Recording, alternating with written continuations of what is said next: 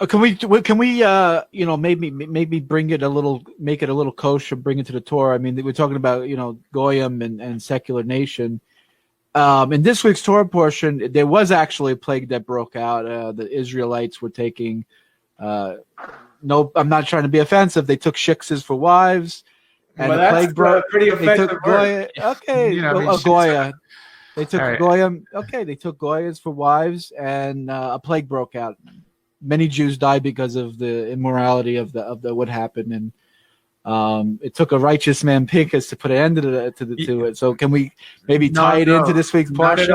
Not at all. Well, first of all, it says that they sent these women to entice the Israelite men. But these aren't just women of the nations that they happen to have fallen in love with, because don't forget, this is how Jews married throughout history. They would enter a community in Galut in Europe, and they would convert the local women and marry them. This is a common practice. This whole notion that you have to be convinced 100% that the Torah is true in order to get married is nonsense. Now, traditionally, a woman would follow the beliefs of the husband. So the husband would say, okay, this is how I want my household to be run. I'm going to take care of you and our future children. Fine. This is not in any way saying that Gentiles are intrinsically impure or to stay away from Gentiles. Don't forget, the people in the Israelite camp were majority non-Hebrew. At least from a rabbinic perspective, the vast majority of people who stood on Mount Sinai were of the mixed multitude, not of the Hebrews. So there was an array of races and shapes and sizes. So it wasn't just that they were Gentile women. It's because they were trying to hurt the Jewish people. That was the issue. It was even the case with Ezra when he told the Israelite men to put their Gentile wives aside. These aren't women who embraced Judaism. These were idolaters, and the men were clearly not on the right path to have chosen women like that in the first place. But it's not that we don't want Gentiles in our religion. I mean, I used to be a Gentile. The vast majority of people hearing my voice right now are halachically Gentiles. I consider all of you part of Israel spiritually if you've accepted the Torah like the Hebrews and the mixed multitude accepted the Torah Mount Sinai. For sure, you're in that covenant already. You're not halachically Jewish. That's more of a public declaration. That's what you accomplish when you convert. I'm not separating the world between Jew and Gentile, but between the decent and the indecent. And the decent is people who keep Torah and live Torah. Yeah. But it seems to be from a Torah perspective. I'm trying to keep it from a Torah perspective that whenever there was a plague that broke out, they sort of did do a lockdown. Like the camp had to stop. They traveled, they sojourned into the desert for 40 years. And whenever there was a plague, they couldn't travel. They had to lock down the camp, so to speak, until the plague was, quashed, or whatever the word you want to say, subsided, right, or God's anger went away. So and then they were able to pick up and move along again. So I'm just trying to make it topical in a way, like what to figure out. We're living in a world today with a plague going on, apparently COVID. This isn't a plague. That's the thing. A plague is not something that you have 1% chance of dying from it if you're under 60. 5% chance if you're 60 plus, and maybe if you have a pre-existing condition. This isn't a plague. It's not a reason to shut down and make people lose their livelihood over. And it's an overkill shutting down the whole economy when these politicians continue receiving a paycheck. It's fine because it doesn't affect them.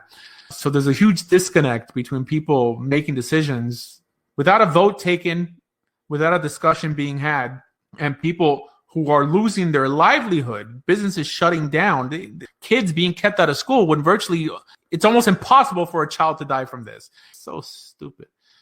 Yeah. Okay, fair enough. Honest. Okay. Let's see. There was certain places to get a haircut, you got to wear a mask. Right. In 100-degree weather. No. Hey, look, if you're 80 plus or 70 plus, you should be wearing a mask. Okay. But that's up to you. But that I should wear a mask as well, that's too much. And these masks don't really stop the spread, but it doesn't really matter how many people have it. It's how many people are dying from it. So who's got a big finale question? Who's got it today? I got one. Oh, we have two people. I think Callie Jones jumped in first. Yeah, well, my question is pretty simple. I think it's a basic one. Let's say I wanted to really get into getting in the Hebrew of the Torah, and I wanted to just learn it. I wanted to get the verbs down, the different verb forms, and I really wanted to do some translation on Sefaria. What materials would you recommend I use in order to get to that level? Oh boy, a tutor. But that's really the only way you're going to pick it up well. Practice. Here, look, translating the Chumash is not like translating the Halakha. That seems to be a lot harder, especially with the Aramaic and stuff like that.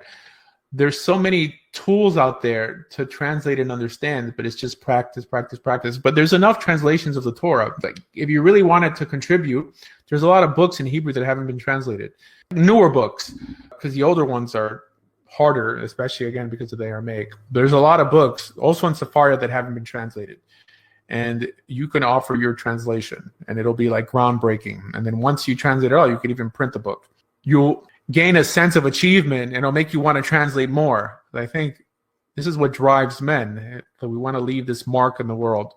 So translating books is something like, if you know that no one's ever translated this, and now you're opening the door. You translate something into English. English is the lingua franca nowadays.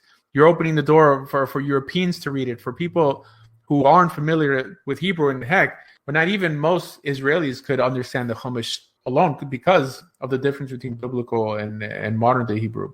But I would start off with something in Hebrew that hasn't been translated into English, even if it was a secular book. Why not? You could translate the poems of Chaim Bialik or something. Thank you for that. Rachel, you have a question for the Rav? We were talking about karet and the things that cut people off, and I went online and looked at the Mishnah Karetot, a list of 36, 38 items which gets people cut off from Israel. And yet it's kind of intriguing to me that, this week's Torah portion, you have people marrying non-Jews.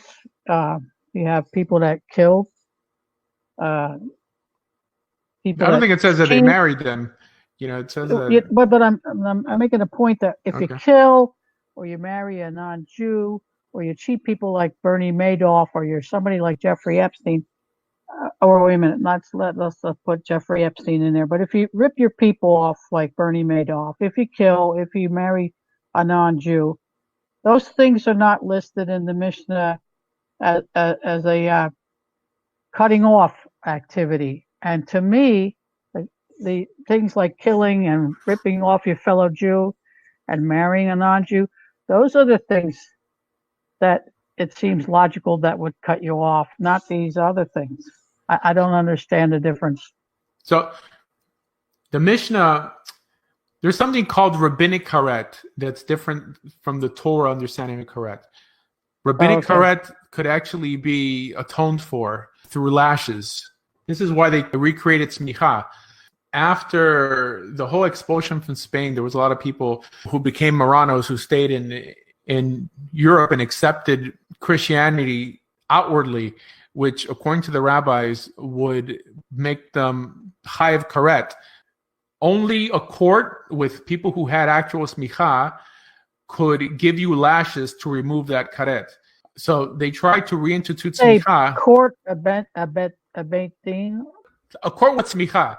I'm not sure how many members of the court. There's different sizes. There's a beit din hagadol. There's a beit din katana. There's a court of 3. It's only a court with men who have smicha who could give you lashes to remove karet. So they tried to reinstitute smicha in order to free people from karet. It didn't take off because they used the Rambam's formula, which is really just his opinion, because the Talmud doesn't say how to reinstitute smicha or Sanhedrin. But the vast majority of people weren't on board, which is one of the prerequisites of the Rambam that he gave for creating smicha. Rabbinic karet could be removed with lashes. Now, no one has a clear understanding what Torah karet entails, because there's around, I think, 7 different opinions of what Torah karet really means. One opinion is that you die before the age of 60, or your child will die before the age of 60, or you'll die without having children, on and on. Regardless, we know people who are liable for karet in this life, and these things didn't take place. And by the simple fact that these things clearly contradict each other of what karet actually means, it means no one really knows what it means. According to the plain Torah level, it seems that it means that you're cut off from the children of Israel. That means you're kicked out of the nation. That's the literal understanding. I don't think there's any rabbi who teaches it like that, but that's the literal understanding. I think the consensus is that we don't know exactly what it means, but the word karet means literally to be cut off, or to be torn off, cut off. Kriya is also to tear. When they say like rip kriya.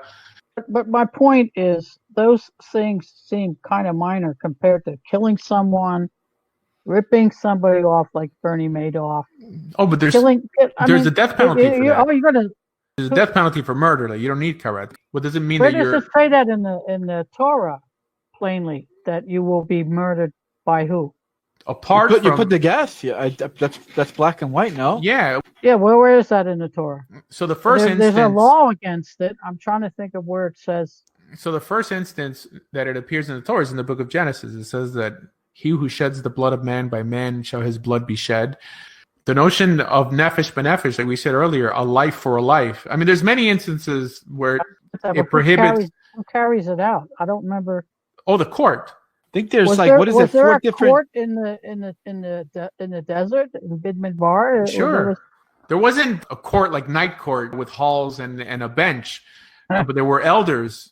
It says in the first chapter of Deuteronomy that Moses appointed chiefs to help him adjudicate the people. Also in Deuteronomy chapter 17, it talks about the high priest, the Levites, and the judges of those days. So a judge is really just like a committee. Maybe there was something more built, but I think they would adjudicate outside of the tent of meeting. It wasn't until there was an actual temple that they built what's called the Lishkat HaGazit, the room of hewn stones on top of the Temple Mount, where the great court would sit. There's no law to build such a place. So it says here there's 4 types of capital punishment: stoning, which is not what the Muslims do. That they would throw you off a high cliff; burning, beheading, and strangulation. In terms of being thrown off the high cliff, I know that appears like that in the Talmud, but there's instances in the Torah that it seems that, at least for a time, there was a time that the whole community would actually pelt you with stones. I'm just trying to be honest to the actual text. I know what the Talmud says. They would throw you off the cliff, and if you didn't die, then they would throw a big stone over you. When debating religion, we have to be honest with what the text literally says. Maybe there was more than one type of stoning, so maybe we can validate both. Very much. Rabbi, if I like Robert, where Jesus got that idea, but who is without sin cast the first stone. So he probably was those people that came to Jesus that wanted to stone him, or the woman caught in adultery. Well, that was a cut off sin. That was a karet sin. That wasn't a adultery is a death penalty, and this is why Joseph put Mary away silently, because he didn't want her to be killed. Yeah. The New Testament doesn't get anything right. Let's put it that way. No, but the rabbis could have developed tossing off a cliff later on. That doesn't mean that this is exactly what they did in the time of Moses. Like, people shouldn't think that because the rabbis interpreted something in their time to be a certain way, and perhaps they executed the punishment like that, that this is exactly what they were doing in the Torah times. I mean, the court had the authority to establish a consensus on how this thing was to be done. The understanding is that, yes, they had to be killed, but how the stoning was actually done, it seems like they had leeway on how to interpret that. Yeah.